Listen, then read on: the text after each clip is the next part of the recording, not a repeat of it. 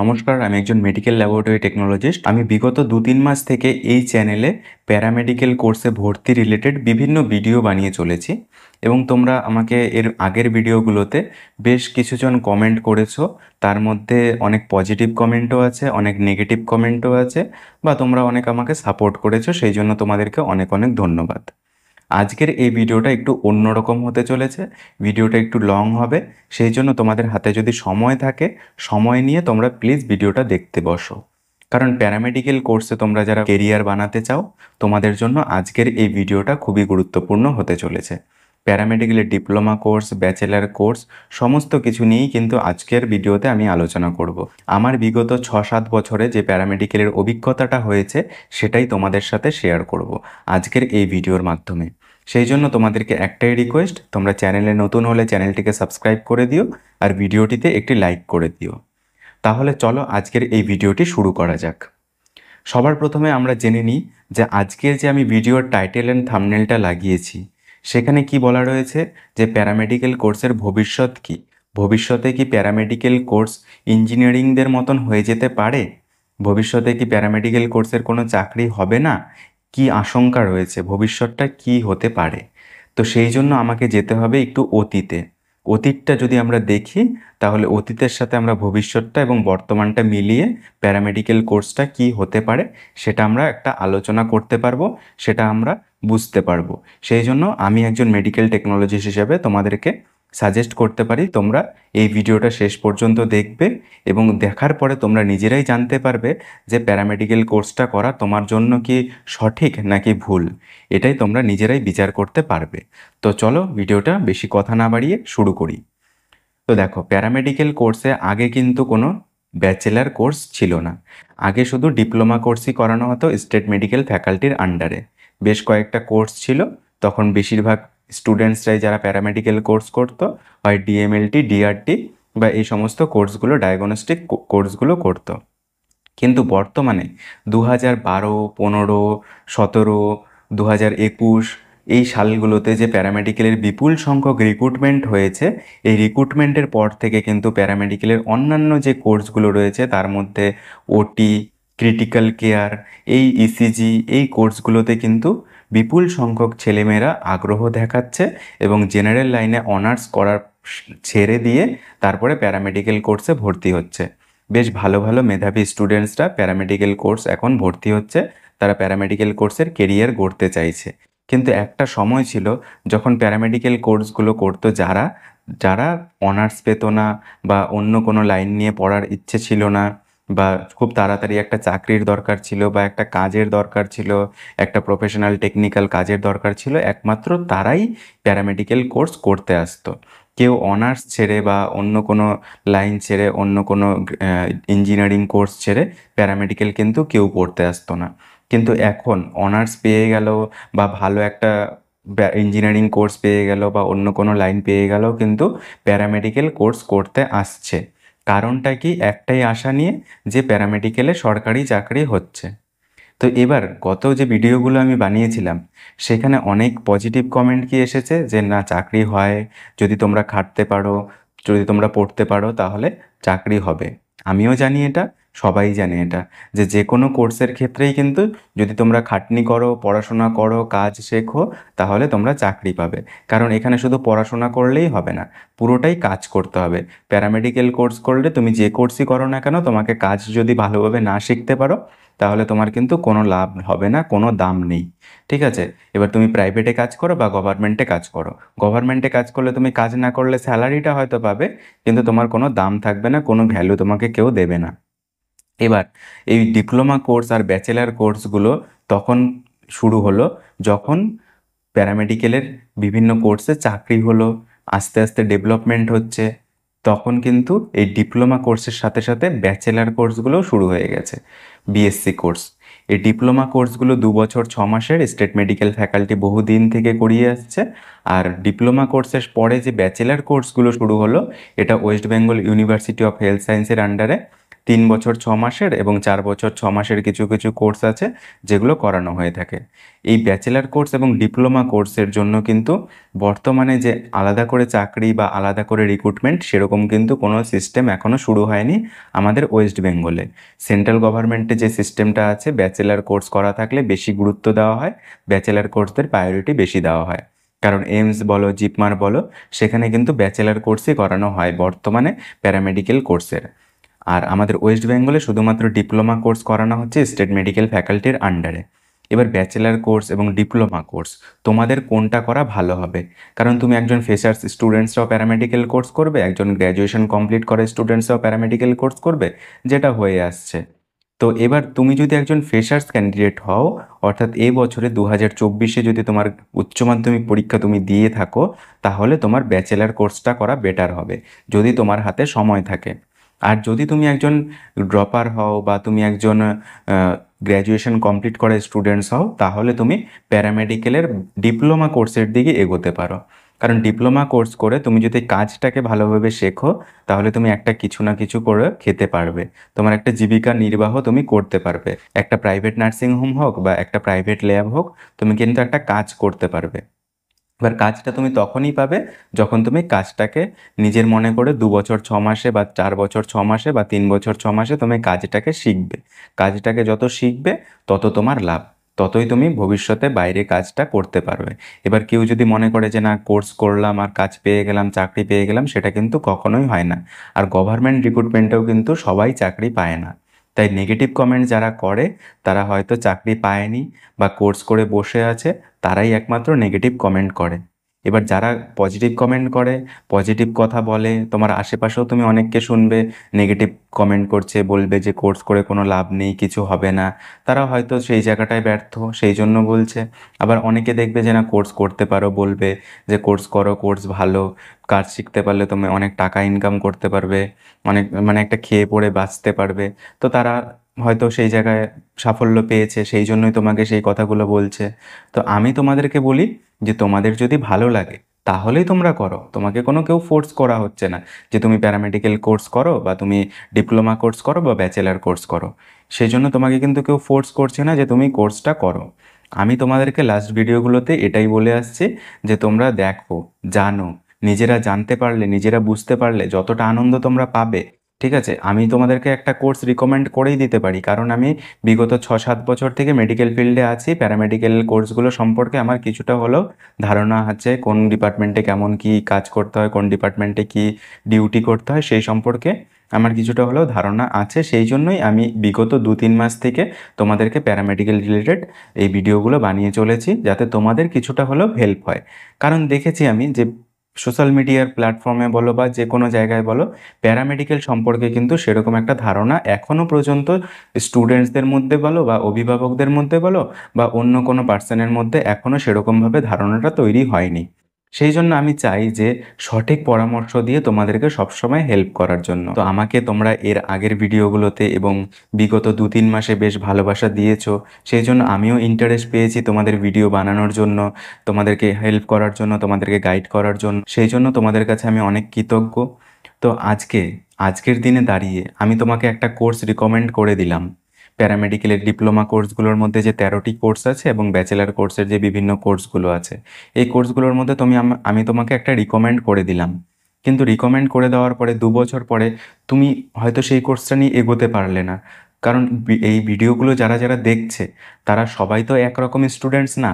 তার মধ্যে কিছু ভালো স্টুডেন্টস আছে, কিছু খারাপ স্টুডেন্টস আছে, কেউ কিছু একটু কম বোঝে, কেউ একটু বেশি বোঝে, ঠিক আছে। এবার কেউ কাজটা ভালোভাবে শিখতে পারবে, কেউ কাজটা সেরকমভাবে শিখতে পারবে না। এবার সবার মধ্যে মিলিয়ে মিশিয়ে কিন্তু স্টুডেন্টস আছে। এবার আমি একটা সোশ্যাল মিডিয়াতে কথা বলে দিলাম যে তোমরা এই কোর্সটা না ওই কোর্সটা করো। এবার আমার কথায় তোমরা সেই কোর্সে যদি ভর্তি হয়ে যাও, ভর্তি হয়ে গেলে কি হবে, তোমার দেখা গেলো 2 বছর পরে তোমার আর সেই কোর্সটা করতে ভালো লাগছে না, তোমার সেই ফিল্ডে ইন্টারেস্টও লাগছে না। কারণ সবার তো সব কিছু ভালো লাগে না, সবার তো মেডিকেল প্রফেশন ভালো লাগে না। শুধু চাকরি পাওয়ার জন্য মেডিকেল প্রফেশনে চলে এলাম, সেটা করলে তো হবে না। কারণ কোর্সটাকে ভালো লাগাতে হবে, প্রফেশনটাকে ভালো লাগাতে হবে, সব কিছুর উপরেই নির্ভর করবে তোমাদের কোন লাইনে তোমরা এগিয়ে যেতে পারবে। তো সেইটাই ডিপেন্ড করবে। সেই জন্য তোমাদের যে ভালো লাগাটা আছে, সেই ভালো লাগাটাকে তোমরা বেশি প্রায়োরিটি দাও। সেই প্রায়োরিটিটাকে তোমরা এমন জায়গায় নিয়ে যাও যাতে তোমাকে কেউ আটকাতে না পারে। কারণ গভর্নমেন্ট যখন রিক্রুটমেন্ট করে তখন যতগুলো ভ্যাকেন্সি বের করে তার চেয়ে কিন্তু বেশি সংখ্যক স্টুডেন্টসই থাকে। এটা আমরা সব জায়গাতেই দেখে এসেছি। কম্পিটিশন এমন কোনো জায়গা নেই যে কম্পিটিশন নেই, কম্পিটিশন সব জায়গাতেই আছে। ঠিক আছে, এবার তুমি কোন জায়গাটায় তুমি সাফল্য হতে পারবে সেটা পুরোপুরি ডিপেন্ড করবে তোমার উপরে। ঠিক আছে, এবার অনেকের ভালো লাগে ল্যাবে কাজ করতে, তারা অবশ্যই ডিএমএলটি নিবে। ডিএমএলটি নিয়ে যারা পেশেন্ট রিলেটেড কাজ করতে চায় তারা অবশ্যই ওটি নিবে, অবশ্যই ক্রিটিক্যাল কেয়ার নেবে, ইসিজি নিবে। এবার পুরোপুরি ডিপেন্ড করবে তোমাদের উপরে। আমি ইসিজি কোর্সে কী কাজ করতে হয়, ওটি কোর্সে কী কাজ করতে হয়, ডিসিসিটিতে কী কাজ করতে হয়, রেডিওলজিতে কী কাজ করতে হয়, এই সমস্ত বিষয়ে তো তোমাদেরকে বলেই দিয়েছি অলরেডি। সেই হেল্পগুলো তো তোমাদেরকে করছি, তোমরা সেগুলো দেখো, অনেক কিছু জানতে পারবে, অনেক কিছু শিখতে পারবে। জানার শেখার কিন্তু কোনো বয়স হয় না। এগুলোর কিন্তু তুমি যখন ইচ্ছা তখন শিখতে পারো, যখন ইচ্ছা তখন তুমি জানতে পারো।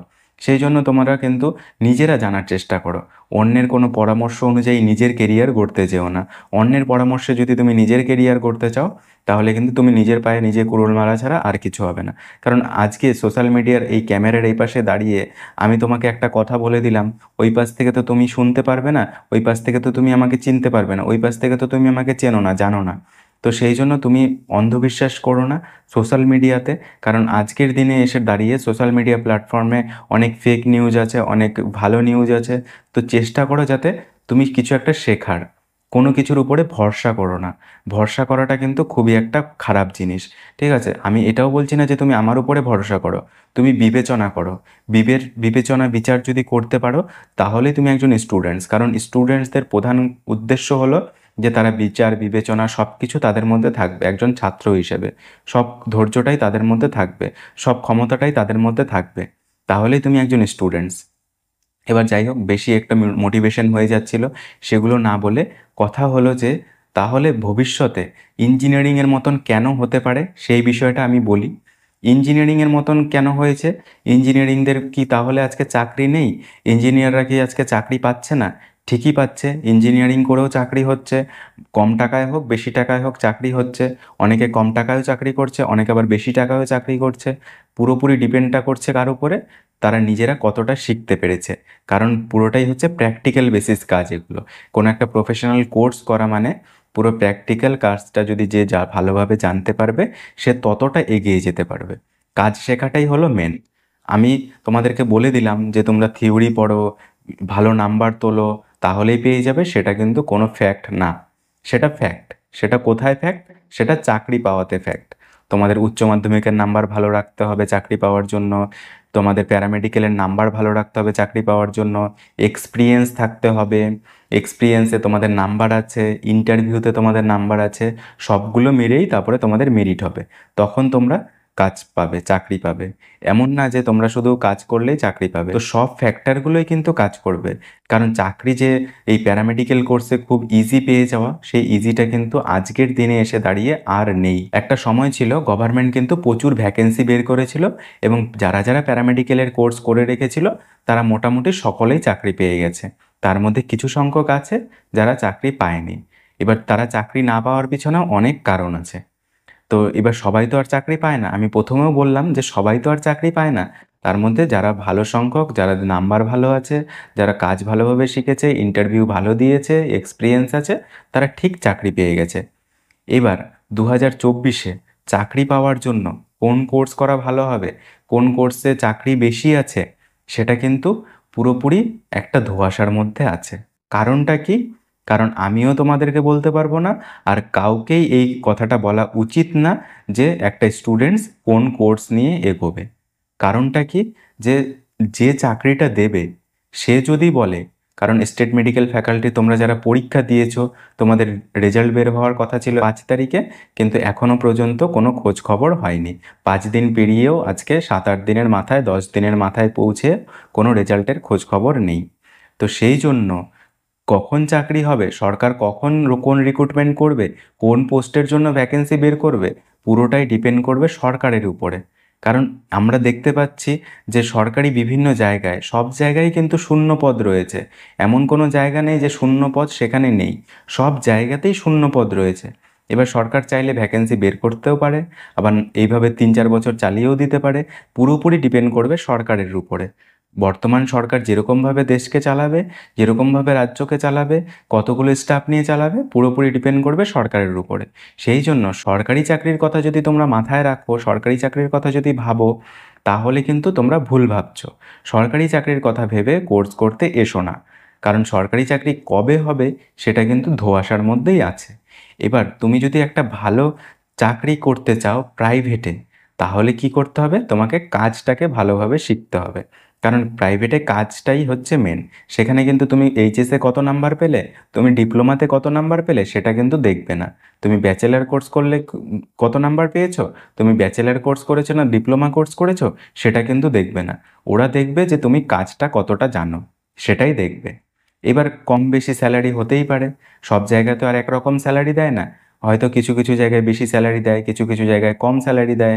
যেখানে কারণ এই প্যারামেডিক্যাল কোর্সগুলোতে প্রচুর নন টেকনিক্যাল পার্সন আছে, যারা অলরেডি এনগেজ হয়ে রয়েছে, যারা অলরেডি কাজে যুক্ত হয়ে আছে। তো সেই জন্য তোমরা চেষ্টা করো যে তোমাদের পছন্দটাকে বেছে নিতে, কারণ নিজের পছন্দে তুমি যদি ভিখারিও হও তাও ভালো। নিজের বুদ্ধিতে তুমি একটা ভিখারি হলেও ভালো, অন্যের বুদ্ধিতে তুমি যদি ভিখারি হও তখন জীবনে একবার হলেও পছতাতে হবে। সেই জন্য তুমি চেষ্টা করো যে তোমার ভালো লাগা কোনটা সেটার দিকে এগিয়ে যেতে। সেই জন্য তুমি চেষ্টা করবে যে কম্পিটিশন সব জায়গায় বেশি আছে, সব জায়গাতেই সব কিছু বেশি, তোমাকে এগিয়ে যেতে হবে। এটা হাল ছেড়ে দিও না যে এগোতে পারবো না। একটা সময় ছিল যখন মেডিকেল লাইনে প্যারামেডিক্যাল বলে কিছু কোর্স হয়, এটা কেউ জানতো না। প্রায় 95% পার্সনের মধ্যে জানা নেই ছিল না যে প্যারামেডিক্যাল বলে কিছু একটা কোর্স হয়। আস্তে আস্তে এই প্যারামেডিক্যাল কোর্সগুলোর ডিপ্লোমা থেকে ব্যাচেলার হলো, ব্যাচেলার থেকে মাস্টার্স, এরপরে পিএইচডিও হবে, এরপরে আস্তে আস্তে ফ্যাকাল্টিও হবে। কারণ প্যারামেডিক্যাল কোর্সে কিন্তু যারা পড়ায়, যারা পড়ান, সে ডক্টর, এমবিবিএস ডক্টররাই পড়ান, প্রফেসর ডক্টররাই পড়ান মেডিকেল কলেজগুলোতে। কিন্তু কোনো প্যারামেডিক্যাল স্টাফ বা কোনো প্যারামেডিক্যালের মেডিকেল টেকনোলজিস্ট বা আমরা কিন্তু কোনো স্টুডেন্টসদের পড়ানোর এখনও রাইট নেই। এখনও কিন্তু ফ্যাকাল্টি সেরকমভাবে তৈরি হয়নি। তো ভবিষ্যতে আশা করা যায় ফ্যাকাল্টি তৈরি হতে পারে, হায়ার স্টাডি তৈরি হতে পারে, যেমন নার্সিংদের আছে, ফার্মাসিদের আছে।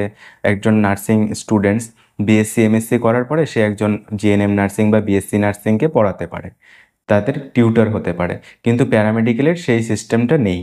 প্যারামেডিক্যালের ডক্টররা, এমবিবিএস ডক্টররাই, যারা এমবিবিএস স্টুডেন্টসদের পড়ায় তারাই প্যারামেডিক্যাল স্টুডেন্টসদের পড়ায়। সেই জন্য এই প্রসপেক্টাসে যাদের দেখা যাবে যে যারা বিএসসি এমএসসি করেছো, তোমরা প্যারামেডিক্যালের বিএসসি কোর্সে ভর্তি হবে, তোমরা ভবিষ্যতে হায়ার স্টাডি করবে, দেখা গেল একটা সময় তোমরাই নিজেরাই ক্লাস করবে, ক্লাস করাবে, স্টুডেন্টসদের তোমরাই পড়াবে, প্যারামেডিক্যাল সম্পর্কে তোমরাই ধারণা দেবে, তোমরাই ক্লাস করাবে। সেই জন্য এটা মাথায় রাখো যে এটার আরও ডেভেলপমেন্ট হতে বাকি আছে, প্যারামেডিক্যাল কোর্সের আরও অনেক ডেভেলপমেন্ট বাকি আছে। তাই তোমরা ছাত্ররা, তোমরা জানি আমি যে তোমরা ছাত্র জীবনে এই ধৈর্যটা কারো থাকে না, আমারও ছিল না। কারণ এই ছাত্র জীবনটাই হচ্ছে এমন, একটা অধৈর্যের মধ্যে থাকতে হয়। এই বয়সটাই হচ্ছে এমন, এই বয়সটা যখন আবার বেরিয়ে যাবে তখন একটা নিশ্চিন্তে তোমরা একটা স্থির ধারণায় চলে আসবে। তখন কিন্তু তোমার মাইন্ডটা অটোমেটিক স্থির হয়ে যাবে, তখন তোমরা এই ছোটাছুটিটা করবে না যে কোনটা করব, কোনটা করলে ভালো হবে। সেই জন্য এই অস্থিরতার মাঝে, এই অধৈর্যের মাঝে তোমরা যদি এখন ঠান্ডা মস্তিষ্কে, শান্ত মস্তিষ্কে তোমাদের সঠিক পথটাকে বেছে নিতে পারো, তাহলেই তুমি এগিয়ে যেতে পারবে। তুমি কথা শোনো, তোমার বাবা মায়ের কথা শোনো, কারণ বাবা মায়ের থেকে বড় তো কিছু হতে পারে না। তুমি তোমার বাবা মা যেটা বলছে সেটা করো, সেই লাইনে তুমি এগিয়ে যাও। তুমি নিজে নিজে ভাবো। তুমি তো আমার এই কথাগুলো শুনে তোমাদের কিছুটা হলেও একটা ধারণা হয়েছে। তোমরা যারা বলছিলে যে দাদা কোন কোর্স করব, কোন কোর্সের ভবিষ্যৎ ভালো হবে, কোন কোর্স করলে আমি এগিয়ে যেতে পারবো, কোন কোর্স করলে আমি বেরিয়েই একটা সরকারি চাকরি পেয়ে যাব, বেরিয়েই আমি একটি প্রাইভেট চাকরি পেয়ে যাব। তো দেখো, চাকরি পাওয়াটা কিন্তু কোনো বড় ব্যাপার না। যারা নিজের কোয়ালিফাইড, নিজেরা কোয়ালিফাইড, নিজেরা তো দেখো, তো দেখো, চাকরি পাওয়াটা কিন্তু কোনো একটা বড় ব্যাপার না। প্রাইভেট সেক্টর বলো, গভর্নমেন্ট সেক্টর বলো, তুমি যদি নিজে কোয়ালিফাইড হও, তুমি যদি নিজে এক্সপিরিয়েন্সড পার্সন হও, তোমার যদি সব জানা থাকে, তোমাকে কিন্তু চাকরি পাওয়া থেকে কেউ আটকাতে পারবে না। হয়তো তোমার সামনে অনেকে নেগেটিভ কমেন্ট করবে, তোমার খারাপ সময়ে তোমাকে অনেকে অনেক কিছু বলবে, কিন্তু তোমাকে চাকরি পাওয়া থেকে কেউ আটকাতে পারবে না যদি তুমি কোয়ালিফাইড হও। কোয়ালিফাইড তখনই হবে যখন তুমি সেই জিনিসটাকে ভালোবাসবে, সেই কাজটাকে ভালোবাসবে। কাজটাকে ভালোবাসলে তুমি অবশ্যই কোয়ালিফাইড হবে, তুমি অবশ্যই চাকরি পাবে। চাকরি পাওয়াটা কিন্তু বড় একটা ব্যাপার না। প্রাইভেট চাকরি বলো, গভর্নমেন্ট চাকরি বলো। যারা আমাকে জিজ্ঞেস করছিলে যে দাদা কোর্স করে কোন কোর্সে প্রাইভেট চাকরি পাওয়া যাবে একটা ভালো টাকা স্যালারিতে, একটা গভর্নমেন্ট চাকরি পাওয়া যাবে কোন কোর্সে স্যালারিটা বেশি হবে, স্যালারি সব কোর্সেই একই। প্রাইভেট চাকরি বলো, গভর্নমেন্ট চাকরি বলো, কোনো কোর্সেই কিন্তু তোমাদের বসে থাকতে হবে না যদি তোমরা কাজটাকে ভালোভাবে শিখতে পারো। কাজ যদি তুমি না শেখো তোমাকে কিন্তু কেউ দাম দেবে না, কারণ তোমাকে কাজ করেই তোমার জীবিকা নির্বাহ করতে হবে। তুমি যত ভালো কাজ জানবে তোমাকে তত গুরুত্ব দেওয়া হবে, সেটা প্রাইভেট সেক্টর হোক আর সেটা গভর্নমেন্ট সেক্টর হোক। প্রাইভেটের চাকরি পাওয়া আর গভর্নমেন্টের চাকরি পাওয়ার মধ্যে কোনো কিন্তু ফারাক নেই। ফারাক একটাই, মেন হচ্ছে কাজ।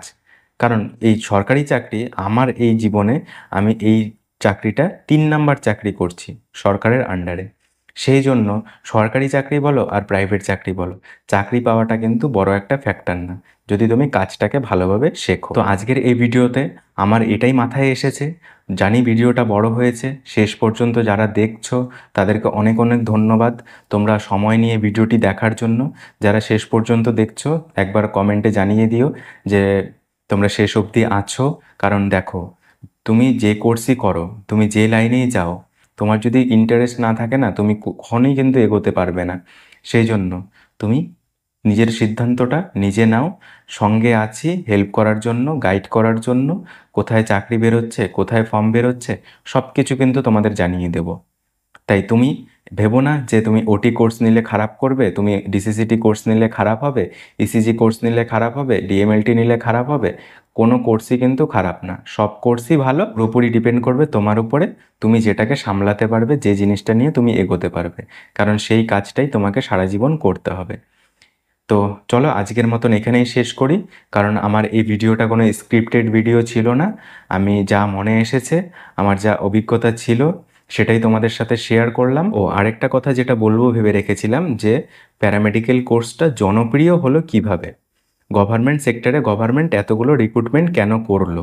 এই বিষয়টা হলো যে আগে, মানে 2010-12 সালের আগে, তখন কিন্তু প্রাইভেটে তোমাদের রক্ত পরীক্ষা, ইউরিন পরীক্ষা, chest X-ray, USG, CT scan, MRI, এই পরীক্ষাগুলো কিন্তু দেখবে যে 2010-12 সালের আগে পর্যন্ত প্রাইভেট সেক্টরেই করানো হতো।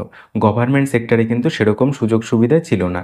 তখন কিন্তু সেরকম রক্ত পরীক্ষা ফ্রিতে, এখন যেমন বিনামূল্যে সরকারি হাসপাতালে রক্ত পরীক্ষা করানো হয়, বিভিন্ন chest X-ray, MRI, CT scan সব যেমন এখন বিনামূল্যে হয়ে যায়, এই হাজার হাজার টাকার পরীক্ষাগুলো আগে কিন্তু সেই পরীক্ষাগুলো সরকারি হাসপাতালে হতো না।